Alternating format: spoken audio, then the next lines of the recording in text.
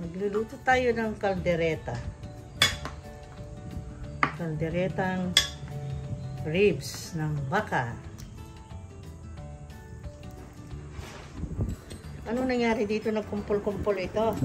Bakit? Labing-labing sila, kaya dikit-dikit sila. Ganon. Ay, huwag naman sobra. At lahat ng sobrang labing-labing ay hindi maganda. Oy, naku, nagpapatawa lang ako, guys. Ayan. At ngayon, ang ganda ng araw. Pero mamaya, biglain na naman tayo ng ulan. Ganon ngayon ang panahon, guys. Kasi, July July 2nd na ngayon. Nag-umpisa lang ang ganitong panahon nitong last 2 weeks ng June. Dan tuloy-tuloy na. Nagtag-ulan na talaga siya. Oh, ngayon ay mag-uulam tayo nito dahil siguro meron ng isang buwan na hindi ako nakatikim ng ng beef. Puro kami chicken, fish, ganon. Pero maganda 'yun dahil healthy naman, di ba? Ayan. Nagkumpul-kumpul na naman. Okay, anyway. Ang paghihiwa nito, guys, tingnan mo lang yung joints, para mas madali mong hiwain. Ganyan. Kasi kung matamaan yung buto, naku, mahirap. Ayan. See? Malambot lang siya. Pagka na timing doon sa joint. Nakikita nyo ba? Ganyan lang siya. Kaya tinitingnan ko yung joints bago ko hiwain. Tulad yan, di ba malambot? Kaya gustong-gusto ko yung ribs, madali lang hiwain, hindi ka mahirapan. Dahil dun sa yung pagitan niya ba? Ganyan, Ayan. See? Ganda, no? Grabe ang ganda, no? Mag-create ng mga ganyang mga animal na para pangkain natin talaga namang parang meron siyang mga katulad ng bones, ribs, meron siyang pagitan na pwede mong hiwain, na para bang meron ng portion by portion na kung saan mo hiwain ng tama. Ayan. So, ngayon, tuloy natin at ito'y pasasarapin.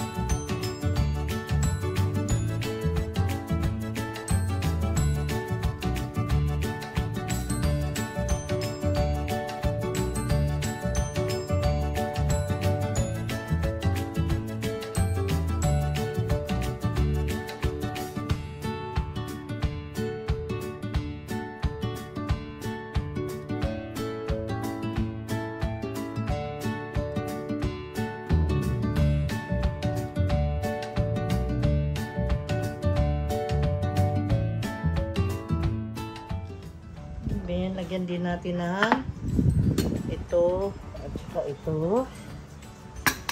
At saka ito. Okay. Salt. Kahit pinong salt o kaya yung Sale Grosso or rock salt.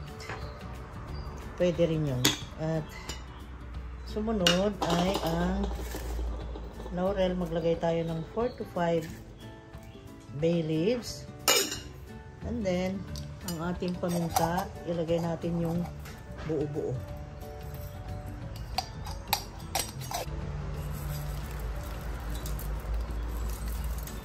Ayan. So now, siyempre, lagyan natin, palanguyin natin sa tubig para sa ganun ma-enjoy naman niya ang maluto, no? Nagpapatawa, hindi naman talaga. Ayan, abundant yung talagang lumubog yung lahat ng nandyan sa loob ng pressure cooker. Takpan natin. Okay. Ngayon, ready na para sa lutuan. Okay, ngayon sindihan na natin. Lagay natin dito sa pinakamalaki or pinakamalakas.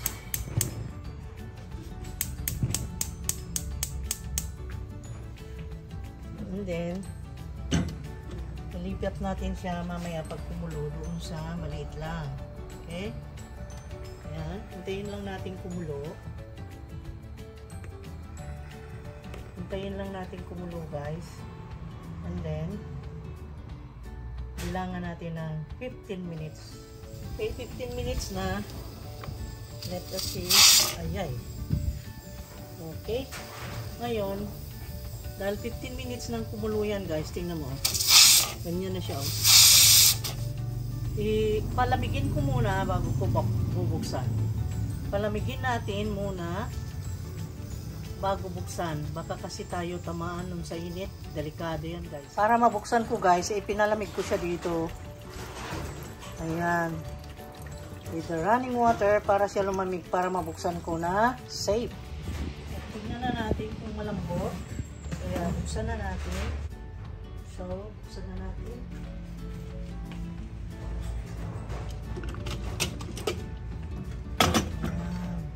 See?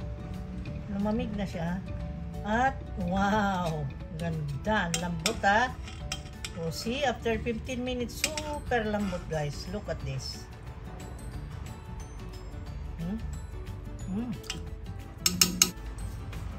So, paunin natin to, guys. Without the sabaw.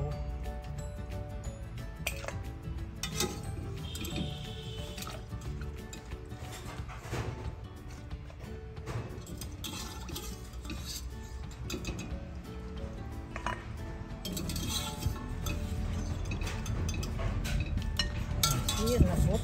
Diba? Ganda. Ganda na nang lulutuin nating kaldereta. Malambot na malambot. Ngayon, proceed tayo dun sa pagpiprito ng ating ingredients. Prito muna natin ito.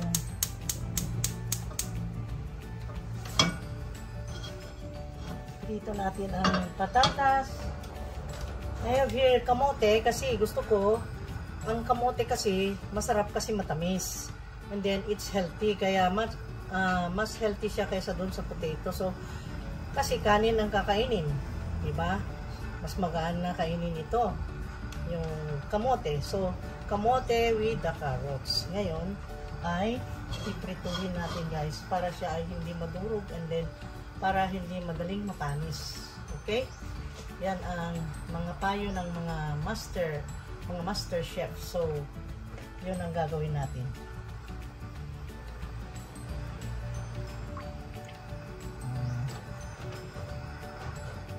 Yan. So, painitin muna natin to. Itong mga sangkap natin. Dahan-dahan lang. Baka tumilamsik. Ayan. Idikit sa pan. Pagka nilagay. Ganon. Ganon para hindi tumalsik dyan sa mukha. Ayan. Iprituhin lang natin ito. Ganda, oh.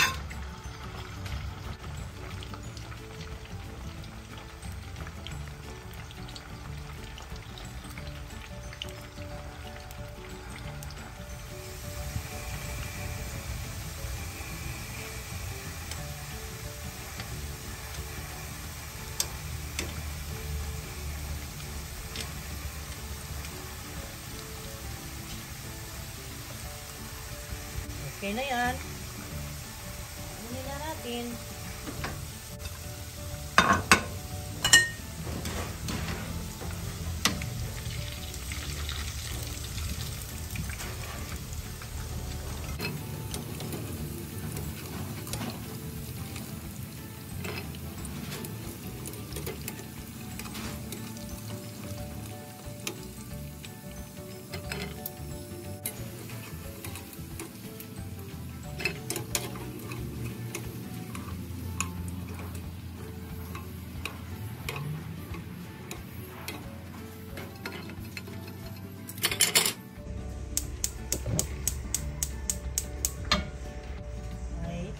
Garlic.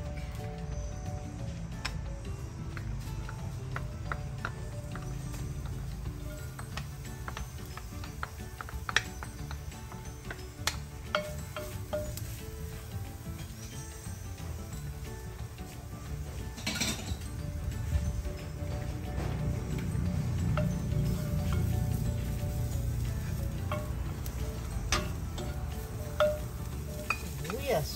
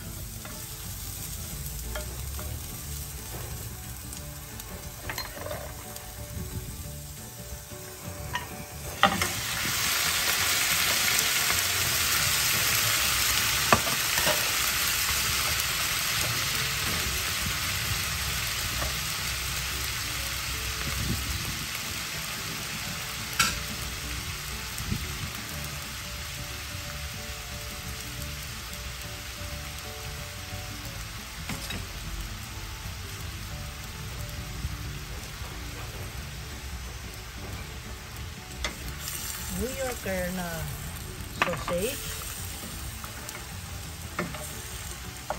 My favorite hotdog, guys, New Yorker. Bakit niya? Lagyan na rin ng red bell peppers.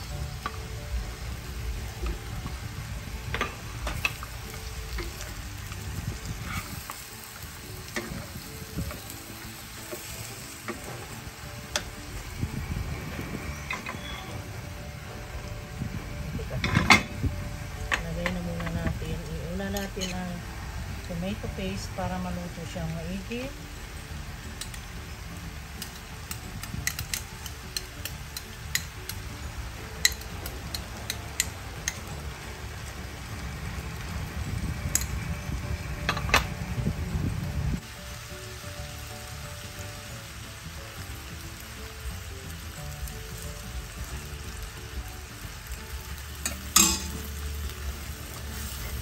Pinagpapuluan kanina ng baka, yun yung ginamit natin.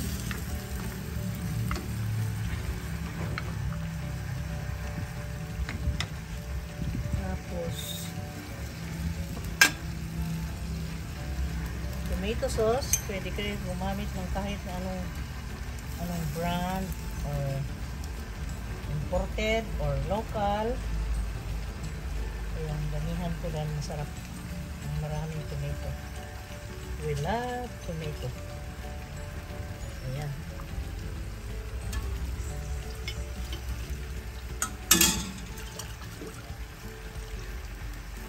Ayan.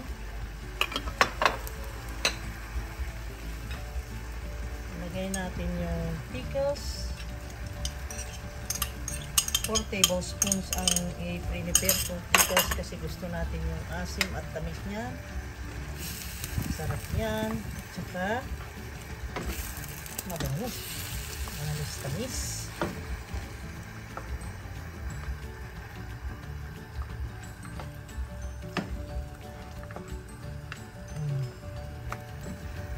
Diba? Ang dali-dali. Ang bilis.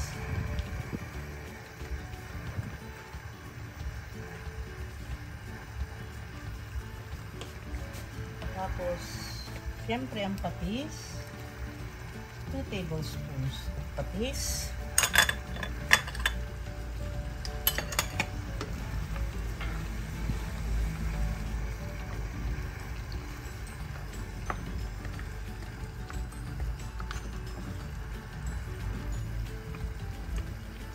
Ang bango. Ang sarap na ang bango. Ayan. Malapit na tayong kakain. Kaya ako naman ay excited. At ngayon ay titikman ko. Naghanda na ako ng teaspoon para tikman natin. Kung kulang pa rin ang alat niya, ay lagyan natin ng konting asin. Hindi na ako naglagay ng sugar guys, pero matamis na siya. So, that's enough. Okay na ang kanyang salt. Ang last na lang ay ito.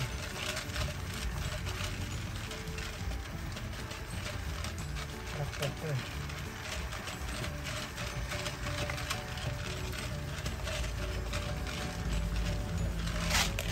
Okay.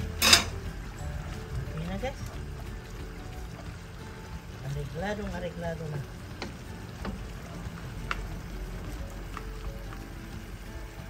Pakuluan ko lang siya ng 3 minutes. Pakuluan ko lang siya ng 3 minutes more and then mamaya papakita ko kung paano ko i-serve. Ayan na guys. Sarap. Okay, open it. Open. Open sesame. At ngayon, ay ilagay na natin ang ingredients na buo-buo. Yung ating potato and carrots.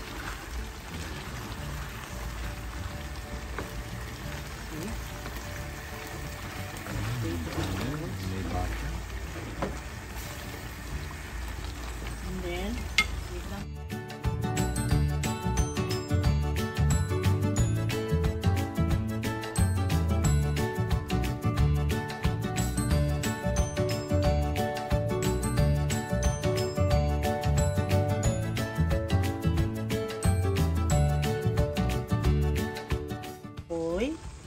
Ayan, napatay na ang apoy. Wow. Here. Ito na ang pinaka-parte na pinakamasarap dahil kakain na tayo. At ngayon ay lagyan na natin ng final touch.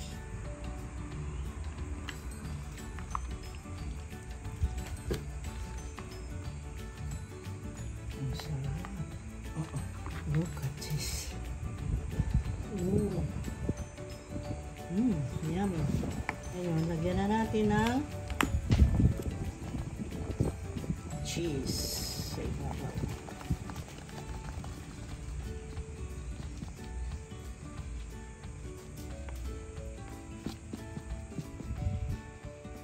Wow. Ganda. Okay, let's eat. Let's eat guys. I will show you how delicious it is.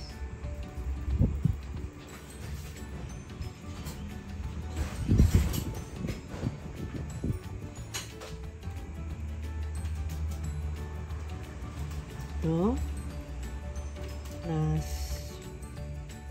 ito plus ito. Look at this guys. Ang sarap. And this one, wow, it will melt in your mouth.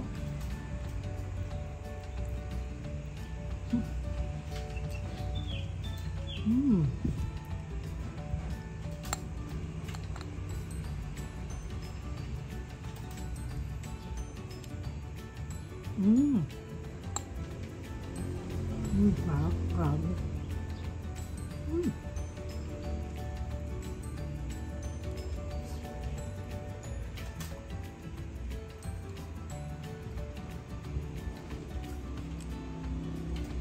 Okay, that's it guys. Thank you so much for watching. Please like, comment, share, and subscribe. At huwag kalimutan na i-smash yung bell button para kayo ay ma-notify every time na merong bagong upload. Ha guys? Okay? Thank you so much. See you again on the next video. Happy cooking and happy eating. Buon appetito! Grazie!